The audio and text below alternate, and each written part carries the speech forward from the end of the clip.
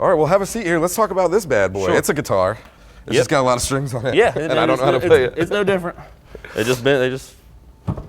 bend when you want them. That's it. Oh, it's so rad. And then yeah, this is a I can't remember the exact year. I think it's probably early '80s. One of the last show buds before they ended.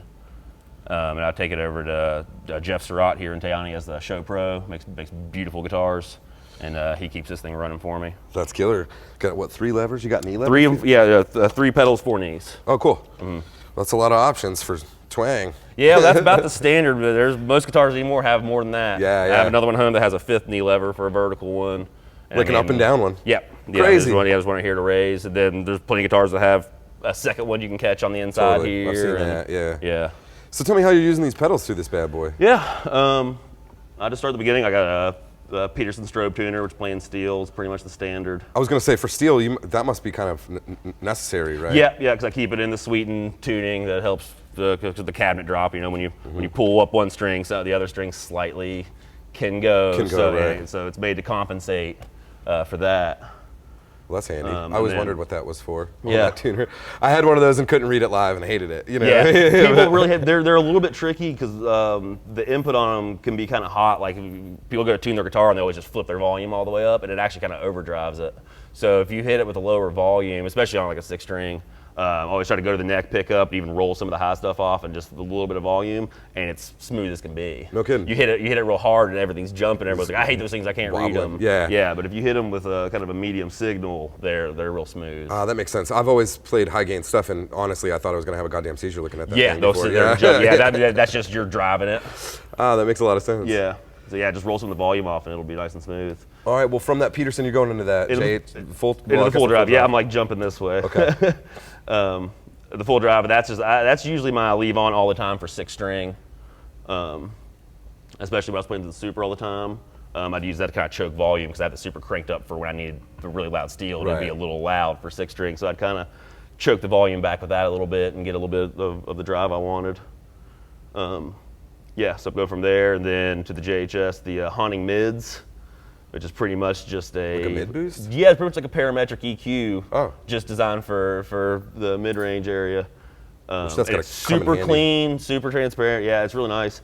And that's kind of, especially I have kind of a non-traditional setup. Most steel players are playing a 1,000-watt solid state amp that never breaks up, and I kind of play it more like a Telecaster. Sure. Which I like. I like hearing it get a little gritty. Yeah. It gives it something, yeah. But the mid-range is can be like the scary area for steels. And honestly, right now, I click it on every once in a while just for a boost. A couple guitar players I really like, that's their boost pedal will be like just an EQ pedal with a tiny bump at like 400, just to cut.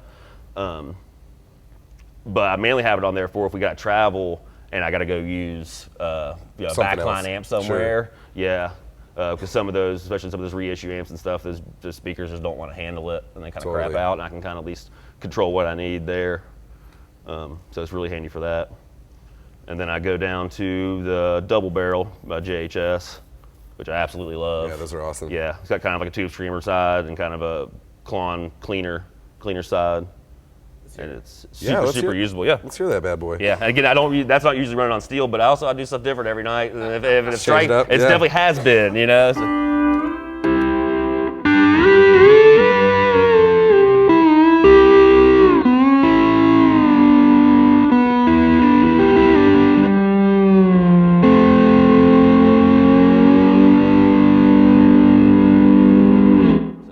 I love it. Yeah, you can get big with it. It's super gritty. I'm not a steel dude, but I'd have to imagine that if you're putting any kind of overdrive on steel, you're getting a lot more sustain out of it, right? Yeah, well, actually, I get a lot of that from. I should have started here. Straight out of my guitar here, I go into this steel driver. It's made by Goodrich down in Florida. Is it like a clean boost? Or? Yeah, it's with steel pickups, they've got a way higher impedance than a normal guitar pickup. So a lot of volume pedals, it just going to the volume pedal, it's kind of it chokes it out. Chokes it out, yeah. Yeah, so it hits a buffer. So you're not losing. Yeah, so it gets you where it's the volume pedal can accept it a little better. And I like having it has a tone control on it. I have the volume pretty much just where it's just the same. Same, You know, sure, yeah, yeah. kind of just a Like unity. unity, But if I need, it's also nice if I need a little volume boost You can or just reach whatever. down right Yeah, I got there. a volume right there that I can crank up. And like I said, and having the tone, so to kind of roll off. I'm and glad you brighten showed up us if that. I need. I've seen those, but didn't know what But it then was. on the other side of this one, it has this fuzz box. If you click this channel, Let's hear it. and it's gnarly. I mean, it's.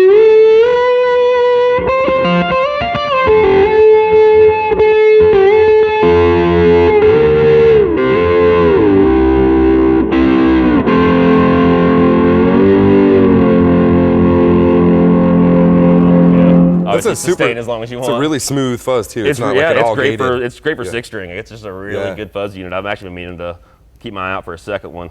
I have had this. This is one of the few things that's failed me. Where I had a huge show opening up for Jack White. Of course, one of those things. Sound checked. I mean, I've used this thing for years. Never had a single hiccup. Sound checked perfect. Hadn't touched anything.